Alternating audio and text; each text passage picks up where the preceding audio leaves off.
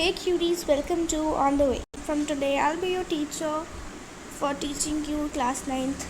Topic start करने से पहले एक क्विक छोटी सी इंट्रोडक्शन लेनी है, तो फटाफट वो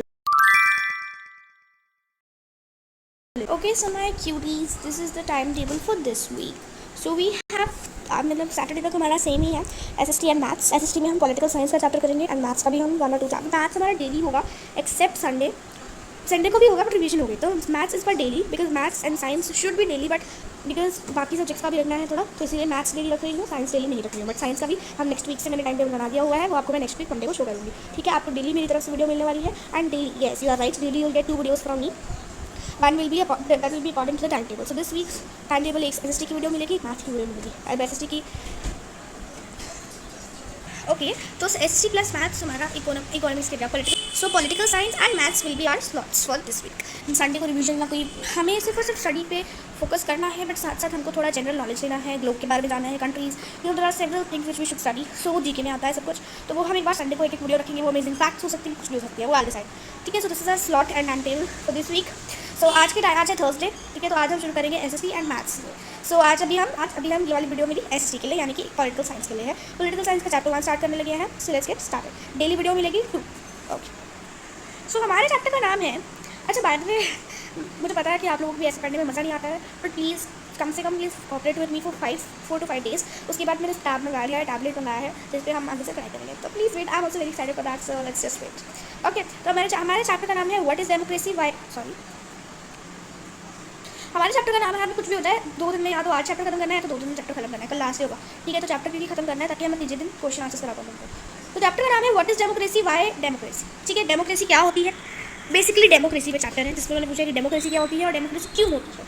इसी टॉपिक को उन्होंने पूरे चैप्टर में एक्सप्लेन किया है. Let's just take the overview of the chapter. What is democracy? What are its features? This chapter builds on a simple definition of democracy. Step by step, we work out the meaning of the terms involved in this definition. The aim here is to understand clearly the bare minimum features of a democratic form of government. After going through this chapter, we should be able to distinguish a democratic form of government from a non-democratic government. Towards the end of this chapter, we step beyond this minimal objective and introduce a broader idea of democracy. कुछ नहीं वो बता रहा है कि तुम इस chapter में क्या करने वाले हो. Democracy is the most prevalent form of government. Democracy क्या है? सबसे prevalent मतलब सबसे अच्छी बेस्ट फॉर्म ऑफ गवर्नमेंट है. 1 second.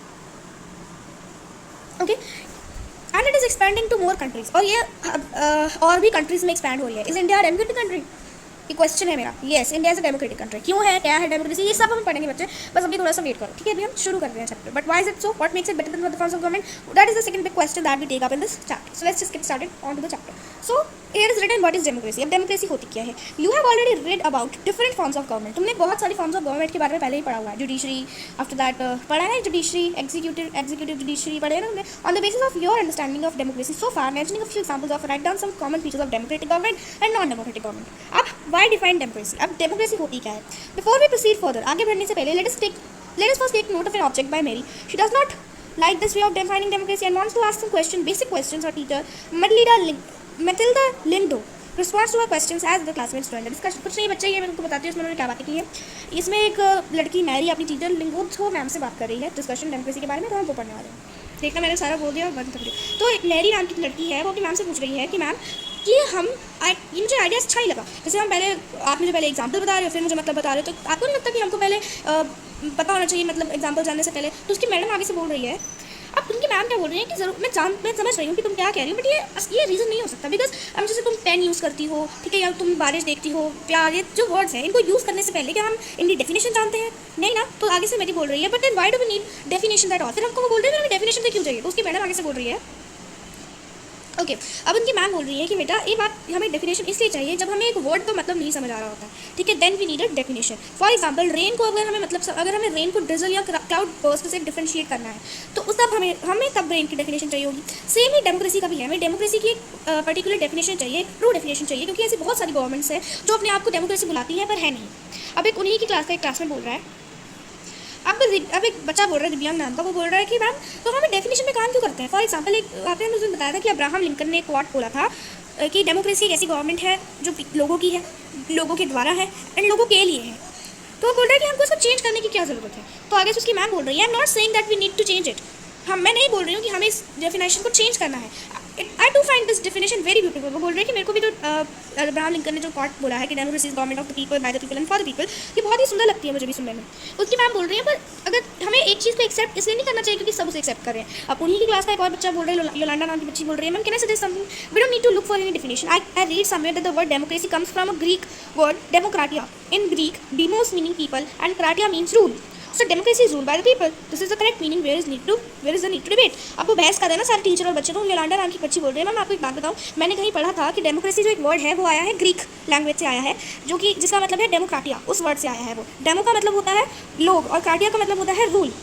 तो डेमोक्रेसी का मतलब हो गया लोगों के द्वारा रूल करना मतलब किसी चीज़ पर चलाना, ठीक है। तो हम यही ऐसे ही मतलब तो फिर हम लड़ क्यों रहे हैं सारे। तो आगे से उसकी टीचर बोलती है, this is also very helpful way of thinking about this matter. I would just say that this does not always work. मैं सिर्फ इतना कहना चाहूँगी कि हमेशा काम नहीं करता। Word does not remain tied to its origin. अगर एक बार एक वर्ड बन गया है तो हमेशा जरूरी नहीं है कि वो वैसे का वैसे ही पूरी जिंदगी रहेगा। Just think of computers, originally they were used for computing, that is to say calculating very difficult sums. These were very powerful calculators, but nowadays few people use computers for computing sums. They use it for writing, for designing, to listening music and watching films. तो बोल रही है कि जरूरी नहीं है कि एक ही वर्ड उसका आप जिस चीज़ को बनाया गया है इसलिए रहे। फॉर एग्जाम्पल जब कंप्यूटर बनाया था तो लोगों ने इसको कैलकुलेशन के लिए बनाया था, पर अब लोग इससे गाने सुनते हैं, पिक्चर्स देखते हैं, ठीक है।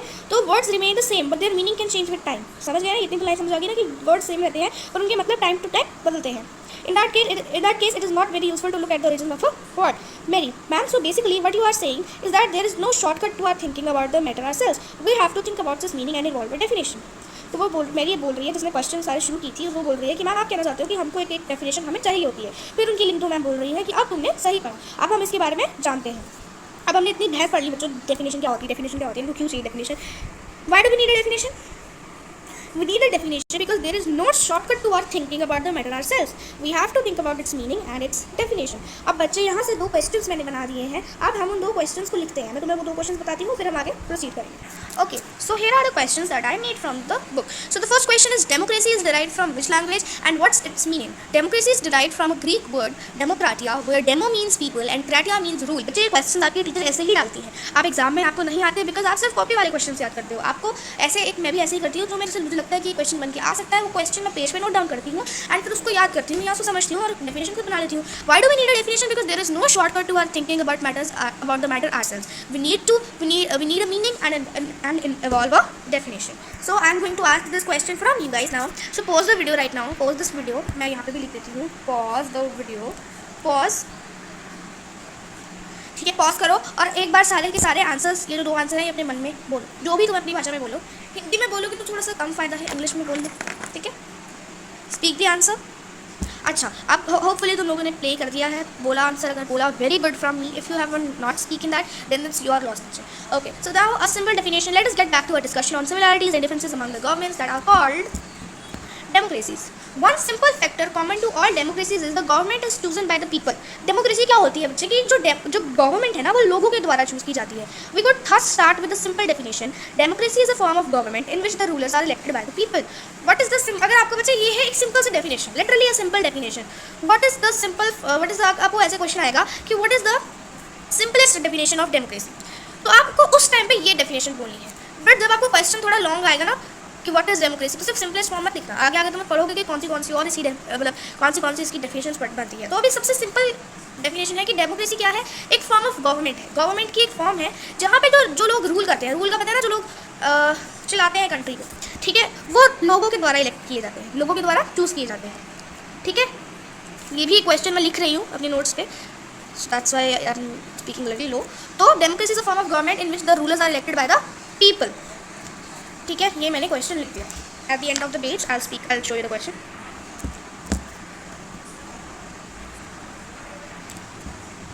Okay, this is a useful starting point. This definition allows us to separate democracy from forms of government that are clearly not democratic.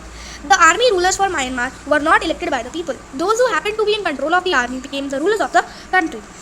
क्या बोल रहे हैं, this is a useful starting point. ये एक स्टार्टिंग पॉइंट में थोड़ा सा useful होता है। This definition allows us to separate democracy from forms of government. बहुत सारी फॉर्म्स ऑफ गवर्नमेंट में से डेमोक्रेसी को आप अलग कर सकते हो। कैसे कर सकते हो, बाकी फॉर्म्स ऑफ गवर्नमेंट में रूलर्स अपने आप इलेक्ट होते हैं, डेमोक्रेसी में लोग इलेक्ट करते हैं, ठीक है। That are clearly not democratic. The army rulers of Myanmar were not elected by the people. जो आर्मी रूलर्स थे ना म्यांमार के, वो लोगों के द्वारा इलेक्ट नहीं किए गए थे। Those who happened to be in control of the army became the rulers of the country, ठीक है। People had no say in this decision. Dictators like Pinochet, child are not elected by the people. ये जो जैसे child के जो dictators हैं, Pinochet नाम का कोई डिक्टेटर होगा चाइल्ड का, वो लोगों के द्वारा इलेक्ट नहीं किए गए थे। आपको पता ही है इंडिया में वोटिंग होती है, vote democracy he, voting is a type of democracy, मतलब उसका एक पार्ट है वोटिंग। आप वोट करते हो रूलर्स को सिलेक्ट करने के लिए, होता है ना, बीजेपी जीता, कौन जीता, किसको ज़्यादा वोट मिले, तो वही चीज़ है। आप जैसे फॉर एग्जाम्पल आपने बीजेपी को वोट डाला, तो आप बीजेपी को अपनी तरफ से सिलेक्ट कर रहे हो, जिसको ज़्यादा वोट्स मिलते हैं वो लोगों के द्वारा सिलेक्ट होता है। समझे मैं क्यों बार बार बोल रही हूँ कि क्यों लोग सिलेक्ट करते हैं उस चीज़ को, ठीक है। I am not elected by the people. This also applies to monarchies. The kings of Saudi Arabia rule not because the people have chosen them to do so, but because they happen to be born into the royal family. अब क्या होता है, ये ऐसे मोनार्चीज में भी होता है, जैसे सऊदी अरेबिया का जो किंग्स है, ठीक है, वो रूल इसलिए नहीं करते हैं क्योंकि लोगों ने उन्हें चूज़ किया है, पर इसलिए क्योंकि वो रॉयल फैमिली, मतलब किंग्स की फैमिली में पैदा हुए हुए हैं। समझे? तो अब आप डिफ्रेंशिएट कर सकते हो डेमोक्रेटिक कंट्री को from a non democratic country. Democratic country क्या होती है, जहाँ पे रूलर्स लोगों के द्वारा इलेक्ट किए जाते हैं। नॉन डेमोक्रेटिक कंट्री होती है जहाँ पे कोई माल प्रैक्टिस या कोई दूसरी प्रैक्टिस, गलत प्रैक्टिस या अपनी वजह से सिलेक्ट होने वाले, उसको हम कहते हैं non democratic country. And that's a different form of government that doesn't conclude in democracy. This simple definition is not adequate. पर बच्चे क्या हुआ कि ये सिंपल सी एक डेफिनेशन है, ये एडिकेट नहीं है। It reminds us that democracy is people's rule. हम इतना बता सकते हैं कि बस डेमोक्रेसी लोगों पीपल का रूल है। But if we use this definition in an unthinking manner, अगर हम इसे दूसरे वे में सोचें तो we would end up calling almost every government that holds an election is a democracy. अब हम हर गवर्नमेंट को जो इलेक्शन करवाती है, वोटिंग करवाती है, वो डेमोक्रेसी, हम तो यही बोलेंगे ना, ठीक है। That would be very misleading, as we shall find out in chapter 3। Every government in contemporary world wants to be called a democracy. हर गवर्नमेंट इस दुनिया में अपने आप को डेमोक्रेटिक बुलाना चाहती है, even if it is not so. अगर वो है भी नहीं ना, फिर भी वो बुलाना चाहती है। That is why we need to carefully distinguish between a government that is in democracy and one that pretends to be one. क्यों बच्चे, ऐसा नहीं है कि ये डेफिनेशन एकदम गलत है, ये डेफिनेशन बिल्कुल करेक्ट है। बट आज के लोग इतने चालाक हो गए हैं कि हर कोई चाहता है कि उनको वो डेमोक्रेटिक कंट्री बुलाएं। अब वो क्या करते हैं, झूठे इलेक्शन रखवाते हैं। तो अब इसीलिए हमें एक ऐसी डेफिनेशन चाहिए जिससे हम सच्ची मुच्ची जो असली वाली डेमोक्रेटिक कंट्री है उसको एक नकली डेमोक्रेटिक कंट्री से डिस्टिंग्विश कर पाए। Okay, and we can do so by understanding each word in this definition carefully and spelling out the features of a democratic government. And now let's get to the next page.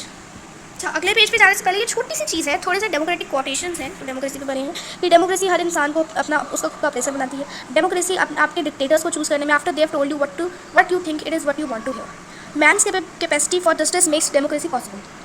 Man की जो capacity है वो justice को possible बनाती है, but man's inclination to injustice make democracy necessary. Democracy is a device that ensures we shall be governed no better than we deserve. All the ills of democracy can be cured by more democracy. अब ये कुछ नहीं, थोड़ा सा quotes थे जो मैंने पढ़ा दिया वैसे आपको। अब हम पढ़ने वाले हैं about the features of democracy. अभी हमारा चैप्टर धीरे धीरे शुरू हो रहा है, ठीक है। यहाँ पे हमें एक और डेफिनेशन मिलेगी आगे चल के। रेडी रखो अपने pen pens. Features of democracy, we have started with the simple definition that democracy is a form of government in which the rulers are elected by the people. यही हमने पढ़ी है, सिंपल सी form of democracy. This raises many question, but इस simple definition से बहुत सारे questions होते हैं, ठीक है। अगर ये क्वेश्चन हमारी टीचर भी पूछ सकती है, who are the rulers in this definition. अब ये रूलर्स कौन है इस डेफिनेशन में, सारे क्वेश्चंस है बच्चे। Which officials must be elected for any government to be called a democracy, what kind of election constitutes a democracy election, what, ये सारे क्वेश्चंस उन्होंने बना के भेजे हैं। ये क्वेश्चन नहीं पढ़ रहे हैं, व्हाट टाइम मिलेगा। Let us consider each of these questions with the help of some examples. अभी हम इन्हीं क्वेश्चंस के जवाब देने वाले हैं। Make the decisions by elected leaders. अब पहला क्वेश्चन क्या है, ये रूलर्स कौन है। Which officials must be elected for any government to be called a democracy, ठीक है। Which decisions may be taken by non-elected officials in a democracy। अब major decisions by elected leaders in Pakistan, General Pervez Musharraf led a military coup in October 1990। The armed forces chief of the same country who was existing government। बच्चे military coup का मतलब हो गया कि suddenly army बनना, ठीक है। Pakistan general Pervez led a military coup मतलब कि आर्मी बनाई उसने, ठीक है, इन October 1999। he overthrew a democratically elected government and declared himself the chief executive of the country।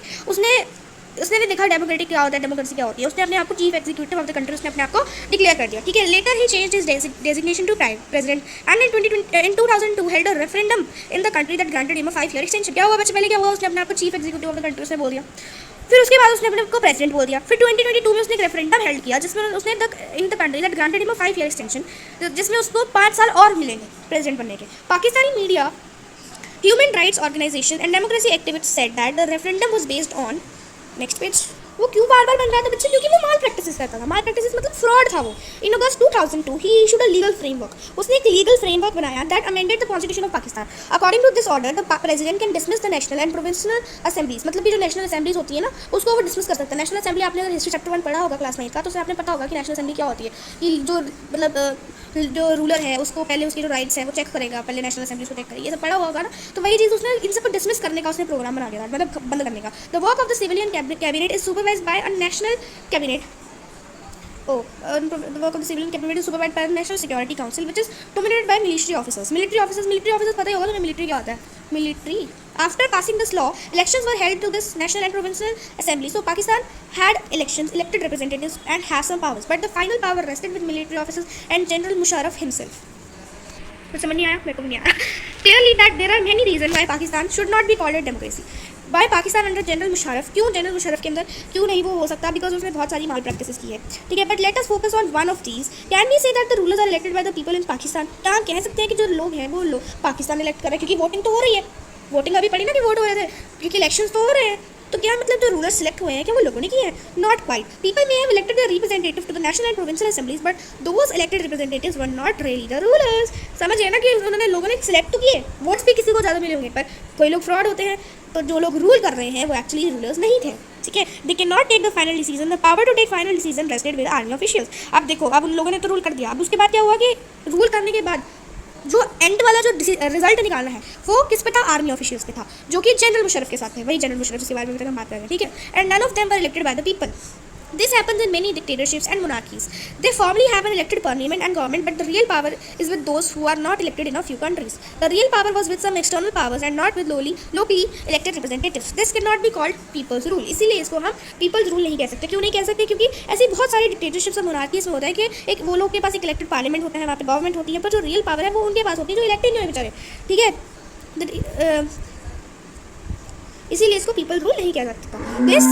This gives us the first feature. अब डेमोक्रेसी का फर्स्ट फीचर हमको मिला है. In a democracy the final decision making power must rest with those elected by the people. अब क्या feature मिला बच्चे कि जो एक डेमोक्रेसी में क्या होना चाहिए कि जो फाइनल डिसीजन है वो लोगों के द्वारा इलेक्ट होना चाहिए, ठीक है. ये लिखो फीचर्स ऑफ डेमोक्रेसी के अंदर लिखो एंड स्टॉप करो वीडियो को और लिखो heading of features of democracy. नीचे पॉइंट डाल के पहला पॉइंट पे लिखो. ये अब हो गया, तुमने लिख लिया. अब हम आगे बढ़े, ठीक है. इसके पार्ट 2 बनेंगे बच्चे. मैं कोई फास्ट मशीन नहीं हूँ कि मैं तुमको एक ही में तुम्हारा एक ही वीडियो में तुम्हारा सारा खत्म करा दूँ, ठीक है. अभी हम थोड़ा सा और पढ़ेंगे, फिर मैं तुम्हारा थोड़ा कल मैं दूसरी वीडियो डालूंगी स्लॉट के अकॉर्डिंगली. फेयर. अगला टॉपिक है बच्चे free and fair electoral competition. In China elections are regularly held after every 5 years. हमारे यहाँ पे भी होता है वैसे. चाइना में इलेक्शन हर 5 साल बाद होते हैं for electing the country's parliament called Quanguo Renmin Daibiao. कितना मुश्किल नाम है ना. ये क्वेश्चन क्या है बच्चे? चाइना में ना हर 5 साल बाद चाइना में ना हर 5 साल बाद क्या होते हैं? इलेक्शंस होते हैं, ठीक है. जहाँ पे वो अपनी कंट्री के पार्लियामेंट को चूज़ करते हैं. पार्लियामेंट का नेशनल पीपल्स कांग्रेस है, हुआंगो रेनमिन डाइबायो दहुई, ठीक है. The national people's congress has the power to appoint the president of the country. यहाँ पे वो अपने प्रेसिडेंट को रखवाते हैं, अपने इलेक्ट करते हैं. It has nearly 3000 members elected from all over China. Some members are elected by the army. कुछ मेंबर्स आर्मी के द्वारा इलेक्ट होते हैं. बिफोर कंटेस्टिंग इलेक्शंस रखवाने से पहले candidate needs the approval of the Chinese Communist party. अब Chinese Communist party के द्वारा अगर कैंडिडेट अगर प्रेसिडेंट के लिए बनना चाहता है तो उसको पहले चाइनीज कम्युनिस्ट पार्टी की तरफ से उसको अप्रूवल लेना पड़ेगा. Only those who are members of the Chinese Communist Party और 8 smaller parties allied to it were allowed to contest elections held in 2002 या 2003. The government is always formed by the Communist Party. The government हमेशा किससे form होती है China में? Communist party. Since its independence in 1930 से Mexico holds election after every 6 years. Mexico को independence कब मिली थी? 1930 में, ठीक है. हमसे 15 साल पहले, सॉरी हमसे 17 साल पहले. Mexico hold election after every 6 years to elect its president. Mexico हम हर साल इलेक्शन रखता है प्रेसिडेंट बनाने के लिए. जैसे बच्चे हमारी कंट्री में प्राइम मिनिस्टर बनते हैं ना, प्राइम मिनिस्टर की तरह सबसे ज़्यादा पावर होती है. बाकी कंट्रीज में प्रेसिडेंट वो पावर होल्ड करता है. तो मेक्सिको हर 6 साल बाद प्रेसिडेंट को इलेक्ट करता है. The country has never been under a military or dictator's rule. कभी भी कंट्री को किसी मिलिट्री या डिक्टेटर्स रूल के अंदर नहीं रखा गया. But until 2000 every election was one by a party called PRI. PRI की फुल फॉर्म क्या है? इंस्टीट्यूशनल रेवोल्यूशनरी पार्टी, ठीक है. PRI पार्टी के द्वारा, ठीक है, हमेशा वही पार्टी जीती थी. Opposition parties did contest elections. बाकी की भी इलेक्शंस में आती थी but never manage to win. पर कभी जीती नहीं. अब हमें डाउट तो होगा ना कि हमेशा हर बार यही पार्टी जीती आ रही 2000 तक. देखो बच्चे 1930 में मिलती 2000 तक एक ही पार्टी जीती आएगी तो आपको अपने मन में डाउट नहीं आएगा कि बस यही क्यों जीत रही है. तो PRI was known to use many dirty tricks to win elections. अब वो क्या बच्चे गलत प्रैक्टिस यूज करके, धोखा करके, फ्रॉड करके जीते थे, ठीक है. All those who were employed in government offices had to attend its party meetings. अब जो टीचर्स थी ना गवर्नमेंट स्कूल्स की used to force parents to vote for the PRI. अब वो PRI को अब वो क्या करती थी? PRI ने भी टीचर्स को फोर्स किया हुआ था कि तुम्हें पेरेंट्स को बोलना है कि अगर तुमने हमारे PRI को वोट नहीं दिया तो हम तुम्हारे बच्चों को नहीं पढ़ाएंगे. तो टीचर्स को भी बच्चे फोर्स किया हुआ, पेरेंट्स को फोर्स करते थे. तो media largely ignored the activities of oppositional political parties except to criticise them. Sometimes the polling booths were shifted from one place to another in the last minute which made it difficult for people to cast their votes. कभी कभी क्या होता था जो polling booth होते थे जहाँ पे उनको वोट डालना होता था वो लास्ट मिनट में फटाफट बदल देते थे, जिस वजह से वो लोग वोट डालने में मुश्किल होती थी उस वजह से. तो PRI spent a large number of money. क्या नाम था? Institutional revolutionary party. ये जो PRI था ना उसने बहुत सारे मनी यूज़ की थी in the campaign of for its candidates. Should we consider the elections describe above as example of people electing their rulers? No. Reading these examples, we get a sense that there are many problems here. In China, the elections do not offer the people any serious choice. They have to choose the ruling party and the candidate approved by it. Can we call it this a choice? In the Mexico के example में people seem to really have a choice. लोगों के पास choice होती थी, but in practice they had no choice. There was no way the ruling party could be defeated. अब बच्चे जो ruling party है, मतलब दूसरी पार्टी है, वो जीत ही नहीं सकती थी, हार ही नहीं सकती थी. Even if the people were against it, these were not fair elections. इसको बच्चे धोखा कहते हैं.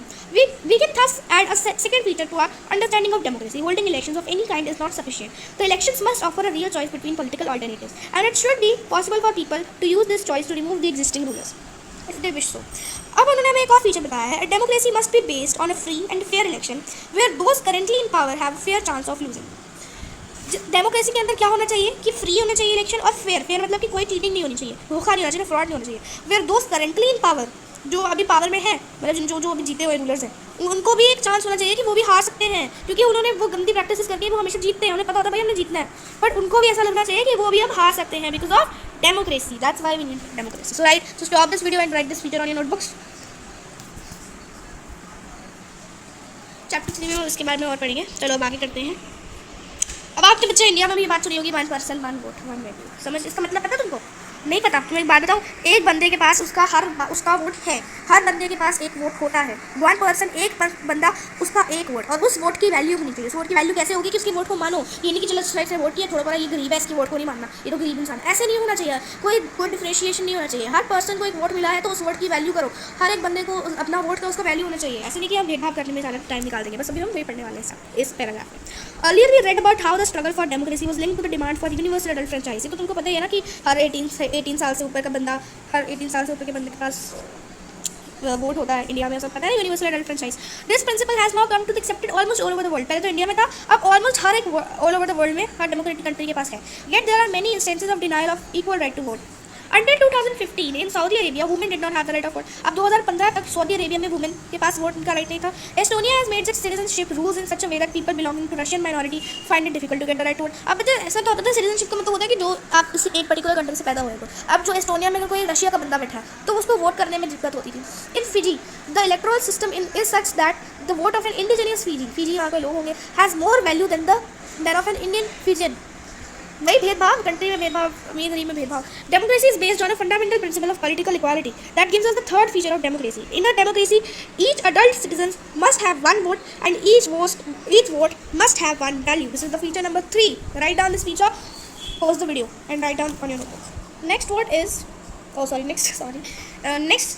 Topic is rule of law and respect for rights. Zimbabwe attained independence from wild. अच्छा, अब हम यहाँ पे ख़त्म कर दें, बाकी का कल शुरू करें, क्योंकि अभी एकदम वहाँ हमने खत्म कर लिया ना 1 राइट 1 वोट. ठीक है, ये हम कल शुरू करते हैं. ओके, टुडे कल के लिए कितने पेजेस बचे हैं ये देखो. Number 1, number 2, number 3, number 4, number 5, number 6, number 7, number 8, number 9. Number 9 pages, 9 pages बच्चे पढ़ने के लिए. अभी भी ये हम लास्ट टॉपिक पढ़ेंगे, इसके बाद shortly end this video. Okay, अब Zimbabwe attained independence from white minority rule in 1980. Since then the country has been ruled by ZANU-PF.